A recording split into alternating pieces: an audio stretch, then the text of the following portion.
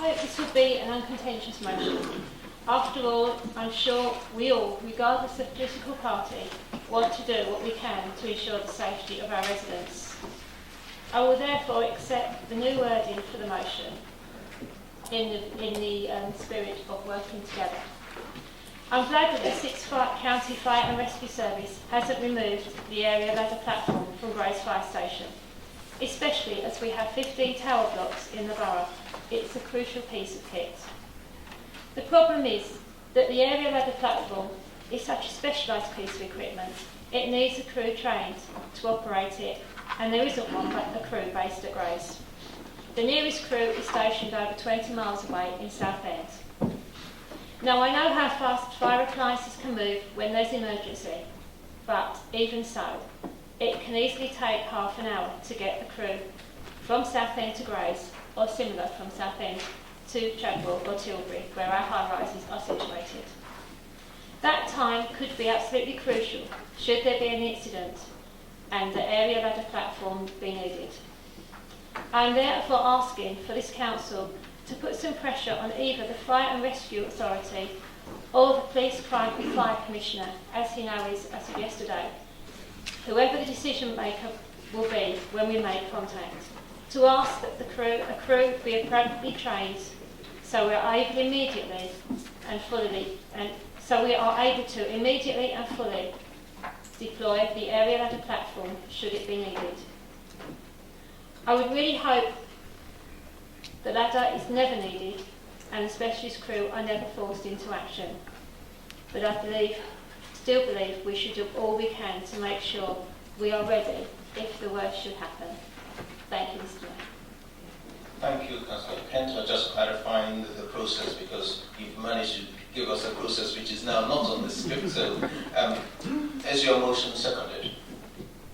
Councillor C. Holloway. Thank you. We have received an amendment. I know you've accepted it, but still not with the motions. We've received an amendment from Councillor Watkins, and this has been tabled. Councillor Watkins. Thank you, Mr. Mayor. Thank you, Councillor, for accepting the amendment this evening. Mr. Mayor, sorry, apologies. On a point of order, as the amendment has been accepted, I think it forms now a substantive motion. Therefore, the process to follow in terms of taking the amendment, and certainly Councillor Watkins may wish to speak anyway on the debate, but that process does now change. Thank you. So, just to clarify, and I've just got a nod from the legal advisor, the amendment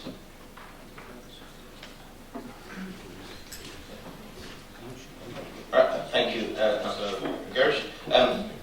Councillor Watkins, I'll put you down as the first person who wants to speak. Councillor C. Holloway, you seconded that. You reserve the right to speak. No, I'll speak now. Thank you, Mr. Mayor.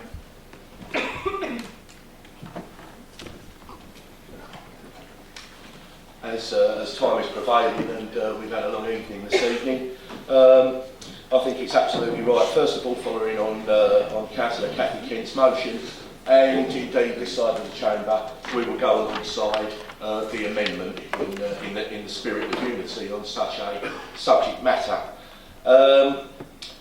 I believe it's a nonsense, and with your indulgence, Mr. Mayor, I don't mind going back and giving an overview on the unique status of this borough that separates us from many other boroughs in the rest of England, and the uniqueness of having this apparatus operational. I believe it's a nonsense that we've got it sitting here, and that the crews who will actually be available to man it could take up to 45 minutes, if not more, to actually come here to man it if required.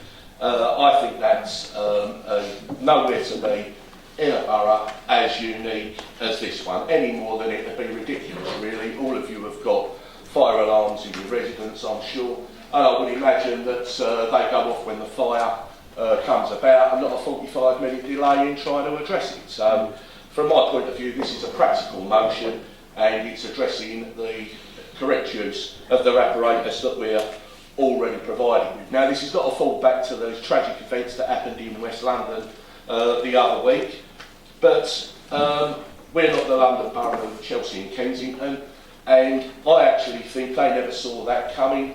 But I actually think in this borough there is an inherent risk because of the residential nature of this borough and the industrial backdrop that we sit alongside. From my point of view, our forebearers saw this years ago. You will remember Orsett Hospital back in the day was built not because of an expanding council population. The maternity unit was built alongside an A&E, mindful of the industry that was building up alongside the estuary. The same as the Billericay Burns unit, Mr Mayor. That wasn't built because of Guy Fawkes Night. It was built as a direct result of the oil terminal down at Thames Haven and the industries that went all the way back to Thorns at Dagenham required such a unit to be built and be funded. And it's a similar kind of principle that we've got here in relation to this, this apparatus that should be used. Now, I don't think in this borough you can do a ride to Lakeside or a school run where you're not going to pass a vehicle that has not got a United Nations HAZChem number stamped on the side of it. If you're lucky, you might go past a tanker that's got 1270 next to it, which will be full of about 6,000 litres of petrol. Believe me, it's a lot more dangerous when there's nothing in it. Any more than a British oxygen lorry full of compressed gas. That happens all the time because we have got one of the biggest road hubs, as you know. Don't get me started on the Lower Thames crossing. Are you about to round up? Yeah. I'm not sure how much time I get as a secretary. Is my time up? I haven't heard the dog. So what I would say is, if you look at the risks that we have here, and in my ward I had 5 tankers explode only in April. I've got trains that go through there on a 24-hour basis, and I don't know what's in them containers.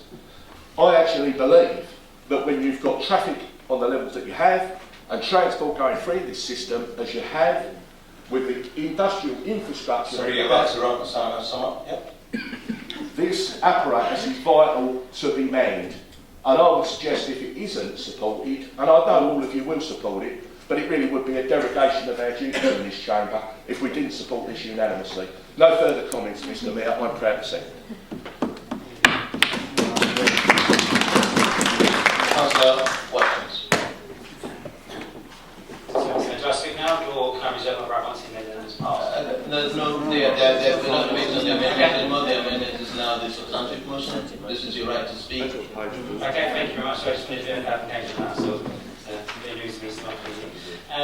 Again, I just want to reiterate thank you to Councillor Kent as well for your support this amendment and now motion this evening. Before I go on to it, I don't think we get much of an opportunity to say this otherwise. I just wanted to thank you for your passion for the fire service, which is clearly evident. Our time on the fire authority is almost over now, as obviously was announced yesterday, but the Police and Crime Commissioner will be taking over Essex Fire Authority. Just to give you a bit of an understanding as to the reasons why we put the amendment in this evening, and to try and obviously I wanted to keep it with the spirit of what the original motion was really going for, which I think is evident within the amendments anyway. The reasons why I asked to remove the last part of it was basically based on 4 reasons. We need to carry out a review first to really understand what we need as a service, whether that's full-time fire officers there, for example, or retraining up the current fire officer stock we've got available. We've had substantial data to back up this claim as well. History of what happened in the past, so going back to 2009 when the changes were obviously made, and this is very much an operational request, which in my opinion should be done through the council, it should be done through the fire authority, but obviously I do support the review, and we will support and make sure we put our comments and opinions into the review. Just to give members just an understanding, in 2009, following a similar trend which the other authorities across the country are doing, the Essex Fire Authority removed permanent staff and special equipment. 2 reasons really for this. First of all, it was a saving of £2.4 million, which was deemed suitable back then. Obviously I wasn't a councillor, I just started university, so I have no idea the reasons why they did that. But I can guarantee that they would not have done that without safety concerns being put at the heart of it. As you're fully aware, every decision that gets made is risk assessed. And it's quite interesting when you were talking about the route times. I've actually received some updated stats, but the time in which it takes for one of these vehicles to get to said route is 73% of the time 10 minutes. And only 30 minutes is in 0.98% of the time. So the actual time in which these vehicles arrive on location at the point of being called is quite small, and the definite number is 90% within 15 minutes. So that's quite a good number. But again, I'll just sum up. As I say, I fully support this review, I fully support the fire service, I fully support the special equipment which we've got. All I'm saying is, let's see what the review says, let's put some input into it, and see if there's other things which we can do as well, which haven't been mentioned in the original motion. Thank you, Councillor Jones. Thank you, Mr. Mayor. If I've got 10 minutes, 15 minutes, I'll try and do it. I'll keep it short and sweet. As chairman of Cleaner and Greener, we had the fire service come in and carry out presentations as to what they was going to do 2 years ago. And the question about the elk did come up, and someone mentioned that the crews were down at Tilby Docks to the grain terminal, and there was a fire there. It's not just high-rise blocks that this elk could service, it's the industry that we've got. I always say that we're the industrial hub of Essex. We've got a population of 160,000 that swells to 250,000 during the day as people come into work in this borough. And in my mind, we should keep all the fire services that we've got and not lose nothing, no more. At the moment, there's a review up in London because of what's happened with the Grenfell Tower block. And the fire service are going to spend £6 million, and they're going to actually buy 3 super Alps. They see a need for them since this fire. So I will be totally supporting this motion and the amendment for the reasons I just stated. Thank you. Thank you, Councillor Piccolo. Thank you, Mr. Mayor.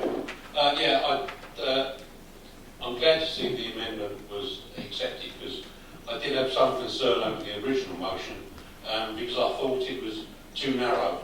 I think it's important that if the fire service is going to carry out a review, they carry out a review of all the special equipment that may be needed in Thurrock, and not just the aerial platform.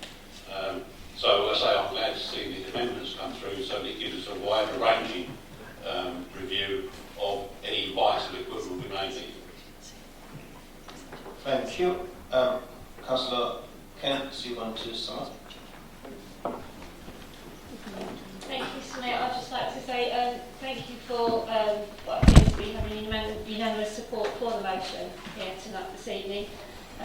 It is, as Councillor Watkins said, the fire service is very close to my heart, and I think we need, just like to, before we vote on the motion, just to put my thanks to all the firefighters in Essex that keep us safe every single day of the week. So thank you. Thank you, Councillor Kent. Can members clearly please indicate, are those in favour of the motion? Agreed. I take that as unanimous. The motion as is on the screen, which is previously the amendment, is now carried.